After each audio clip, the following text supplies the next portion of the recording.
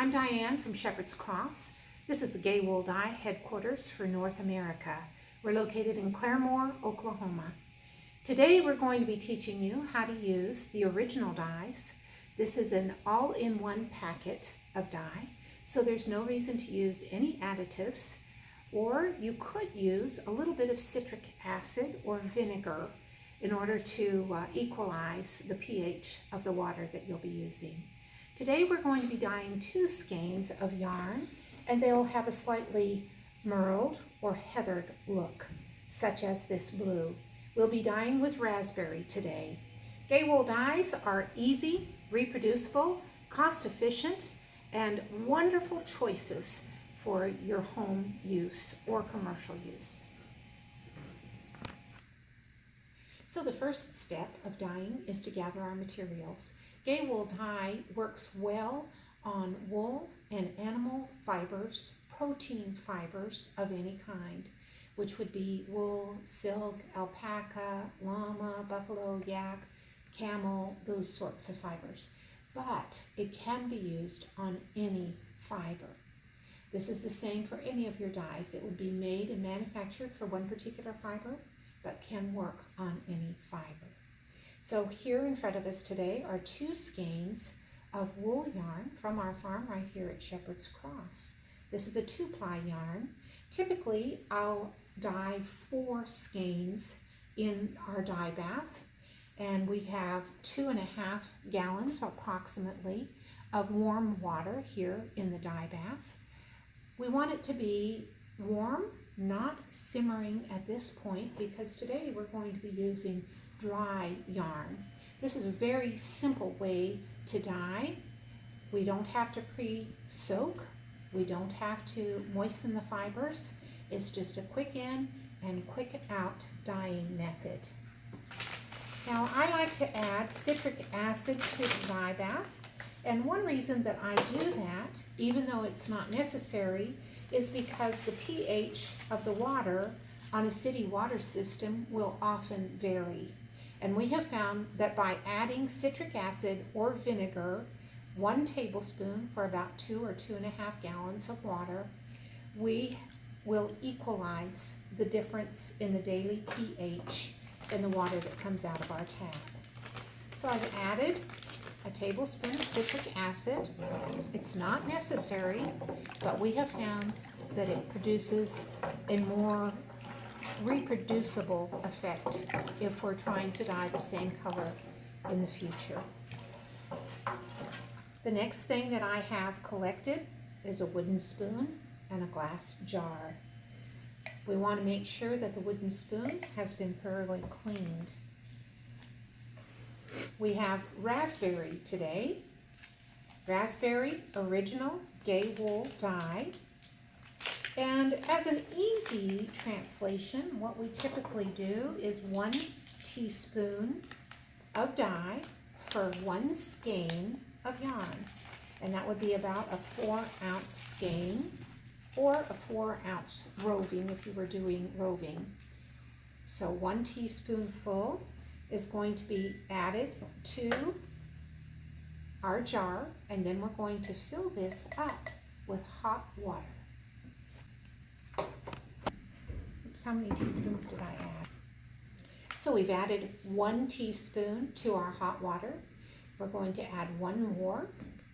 This hot water is about the same temperature that one would use for preparing a cup of hot tea. So it's just below the simmering point or the boiling point. We're stirring this very well to dissolve all the crystals. Then we're adding it to our bath water. Our bath water is just a little bit above lukewarm. And the reason that we want it a little above lukewarm today is because we're using yarn that has not been pre-soaked. We don't want too much of a temperature extreme for our yarn. Our yarn is at room temperature, and the dye bath is just a little bit higher than that. So we're going to go ahead and put both skeins of yarn in the dye bath at the same time, so they'll turn out the same colors. We have secured our yarn with 4 ties, and we are ready. Now this turns out a heathered or variegated color because the yarn will absorb the dye water as it goes in. So a part of the yarn will actually be a little bit deeper color than some of the other parts that get in the dye bath a little bit later. Now we're just poking our yarn down into the dye bath so it's just below the surface, being sure that all of the yarn has got dye in it. Now I have chosen to use this roaster oven because I do not have a stove. You may use a stove, you may use your oven, or you may use a crock pot or a roaster oven such as this. I'll be turning up my bath water so that it will go up to about simmering. We can use a thermometer, but it's not necessary. We want to keep the bath water just about simmering. From the time that the bath water begins to simmer, we will begin to count 20 to 30 minutes. This is a hot water bath dye set, and we want the color to be very fastly adhered to the fibers in the yarn and not to wash away. Therefore, we want to hold it just right about simmering, a little bit lower than that, for 20 to 30 minutes. We want to be sure to put the lid on the dye bath. This will help to keep the steam near the fibers, which will help with the heat set on the yarn.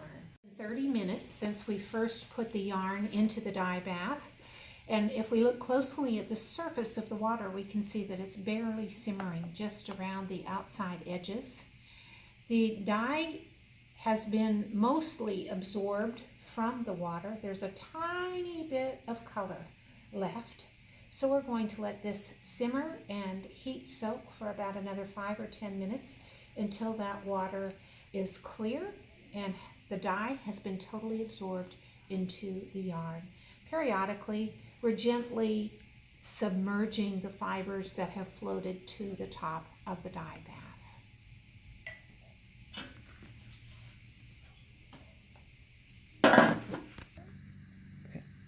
Our time is up. We'll remove the lid from our hot water bath.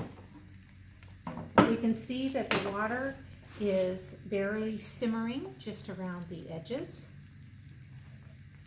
and that the wool yarn has absorbed the color. There's hardly any color left in that water. Nice and clear. You can especially see how clear it is when you pour the water out. So our dye bath is finished. We can turn the water heat off. And we're ready to remove the yarn from the dye bath. There are several ways that we can do that. One way is with a forceps. And or a spoon.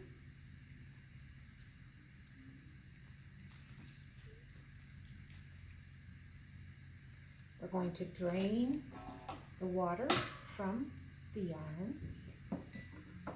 Another way to take the yarn out of the water is with a glove. These gloves are made specifically for holding boiling things.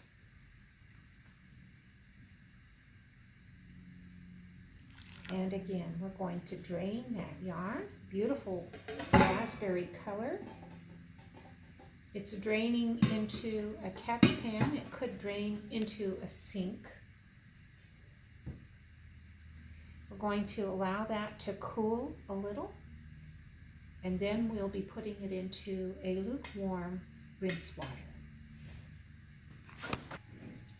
The yarn has cooled down, and it has drained, so we're going to take it and put it in rinse water.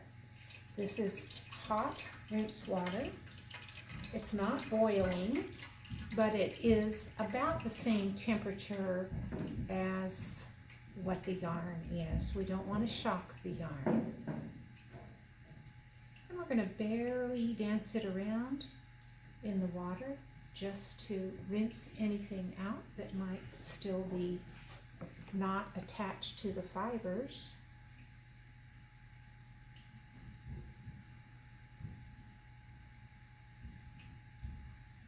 Then we're going to remove the yarn and hang it to dry.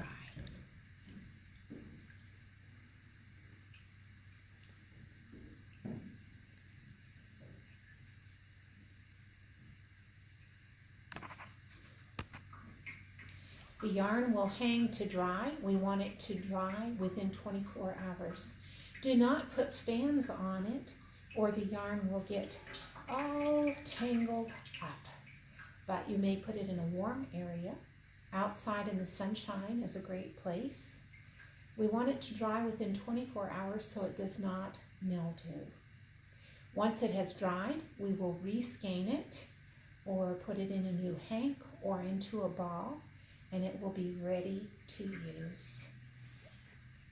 So today we've seen how easy it is to dye with Gaywool dyes. This is the Gaywool Dye original line, all in one ready-made package. The 100-gram packages will dye approximately 20 skeins or hanks of yarn, about 4 ounces each. It comes in a vast array of colors, reproducible, economical, easy, and ready for you to purchase at shepherdscross.com, shepherdscross.biz, or here at the farm at Claremore, Shepherd's Cross. Hope you have a colorful day.